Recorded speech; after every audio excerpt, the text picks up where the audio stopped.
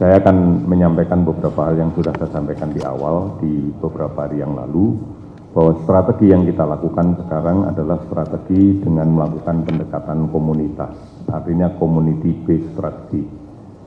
Kita tidak lagi berbicara kepada orang yang sakit, tetapi lebih berbicara kepada orang yang sehat, jangan sampai sakit.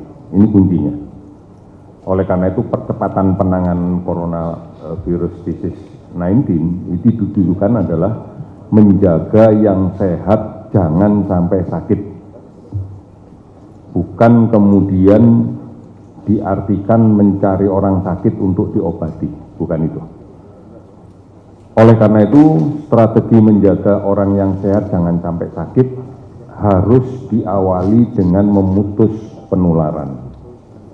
Dan penyakit ini pasti menular dari orang yang sudah positif. Oleh karena itu, maka harus dilakukan kegiatan secara masif, terintegrasi, menggerakkan semua komponen yang ada di masyarakat dan di bangsa ini tanpa panik untuk mencari, menemukan, dan mengisolasi kasus positif. Awalnya adalah dari informasi tracing. Setiap kasus positif yang kita rawat di rumah sakit pasti akan kita tindak lanjuti dengan 2 pertanyaan sederhana, ketularan siapa dan nulari siapa, itu aja. Kita akan tanya Anda positif ketularan siapa. Bisa saja tidak bisa menunjuk pasti saya ketularan siapa, tetapi dia mengatakan bahwa saya baru pulang dari negara yang memang endemis, penularannya tinggi. Misalnya dia mengatakan saya baru pulang dari Korea Selatan, misalnya seperti itu.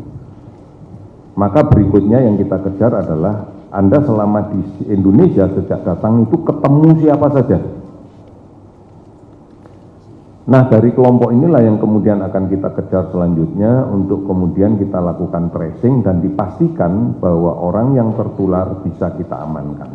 Demikian seterusnya pada tataran-tataran selanjutnya. Oleh karena itu, maka percepatan penanganan ini akan sangat tergantung dari keberhasilan tracing.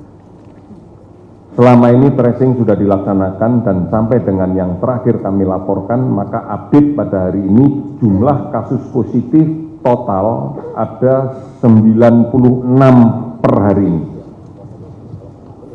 Dari terakhir kemarin kita laporkan 69, sekarang menjadi 96.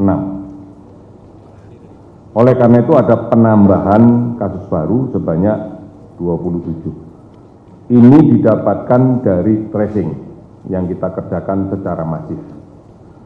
Setelah kemudian kita memetakan tracing ini memiliki potensi sebaran ke semua wilayah di tanah air ini, maka tidak mungkin lagi kita melakukan tracing dengan pendekatan biasa yang seperti kita lakukan. Untuk itulah maka gugus tugas percepatan ini perlu dibentuk, agar terjadi sinergitas antara pusat dan daerah dalam satu irama yang sama, dalam satu visi yang sama, dan kemudian tidak ada overlapping kapasitas yang menimbulkan ketidakefisienan dan ketidakefektifan.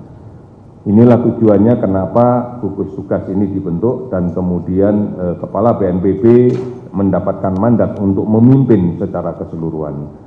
Di dalam konteks untuk mengkolaborasikan semua kapasitas yang ada di bangsa ini, bukan hanya pemerintah, tetapi juga masyarakat dan dunia usaha, ini sejalan dengan logo BNPB yang segitiga ujung-ujungnya itu, pemerintah, dunia usaha, dan masyarakat. Kemudian juga akan berbicara pemerintah mulai dari tataran pusat sampai daerah, sampai yang terkecil di tingkat masyarakat. Ini menjadi kekuatan besar kita. Kalau kita tidak melakukan pola pendekatan seperti ini, maka kita tidak akan mampu untuk mengendalikan penyakit ini.